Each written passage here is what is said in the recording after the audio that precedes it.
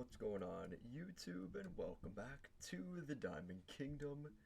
It's the Diamond Lion, and today we are going to be looking at how to build a mob spawner. This doesn't involve any redstone, no pistons or observers or anything like that, and you also don't need a mob spawner for this specific build. So, let's get right into it. So what you're going to need actually isn't that many materials. It's actually a fairly quick and easy build. Let's bring this is a dangerous day. Maybe today isn't the day you're gonna come with us.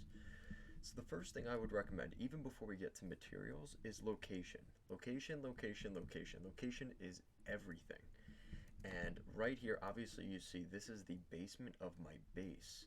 So the spawner is actually, I'm going to go into spectator mode just so you guys can get an idea um, of kind of what we're looking at here.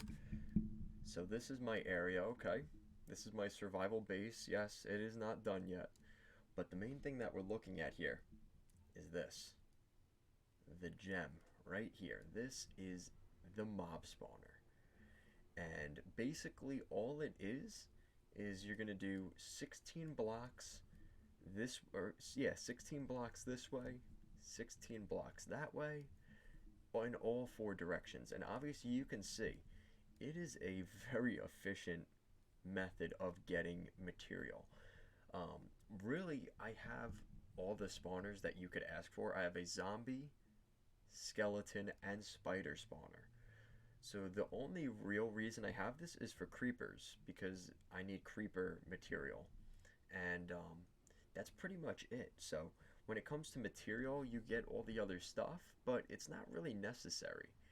Um, there are obviously ways you can improve this method, like not needing to do this, but eventually they all will funnel into here. Um, So just to give you guys the materials, right? You're obviously going to need a really good pickaxe to be able to mine all of this, because this is fairly, like, you need a decent amount of blocks, right, to mine through. You're going to need 2 water buckets just to make an infinite water source, but you're going to need um, 4 on each side. So 1, 2, 3, 4, 5, 6, 7, 8, 9, 10, 11, 12, 13, 14, 15, 16. You're going to need 16 water buckets total. But again, if you have an infinite water source, you don't actually need that many. You're also going to need 2 signs for each corner. So that's going to be 2, 4, 6, 8. So you need 8 signs. And the only other real material you're going to need is once they drop in, you're going to have them drop just like this, and they are going to swim right into this lava. And in order to do that, there's a little bit involved in this contraption. So you're going to need 2 signs here and 4 signs, 2 on each side there. So you're going to need 6 signs here and then 6 upstairs. So you're going to need 22 signs total. You're also going to need a couple hoppers. I prefer 4. So you're going to have 4 hoppers and then your chest. You're also going to need a slab. This is just a basic slab right here with glass, just so you could see it. And then, of course, your lava bucket. And that's it. That's really all you have to do for this. It is an automatic. You do not have to hit them. It's not an XP farm. I have other videos for XP farms. This is just, if you're in your world, you will automatically get it just by being here. Now, there are ways to make this more efficient. One thing you could do is put an iron golem up here, and the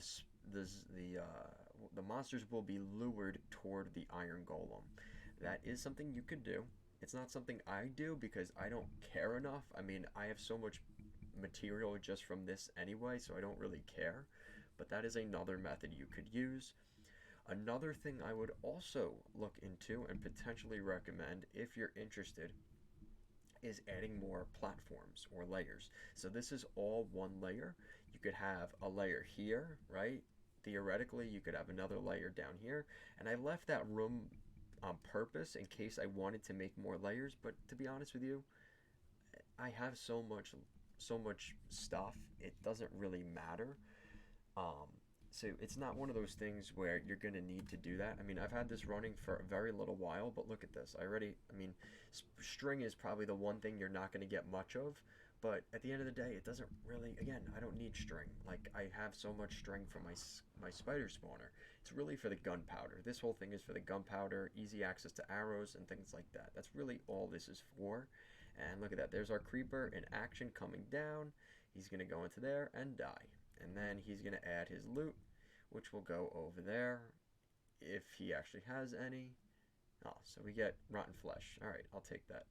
And there you go. Now you see the creepers and, you know, everything else kind of coming down here. And that's pretty much it. It's a very easy, simple build. It's, like I said, fully automatic. And like I said, this is really, I mean, there's specific creeper farms you can make, but this works, and I love it. I think this is perfect. It does exactly what I need it to do.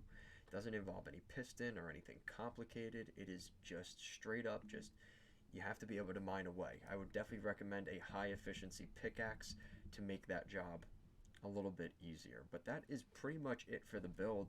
If you guys like this video, if you have any recommendations for any other survival farm builds you would like to see, let me know in the comment section down below, guys. Thank you so much for watching, and I'll see you again next time. Peace out, guys.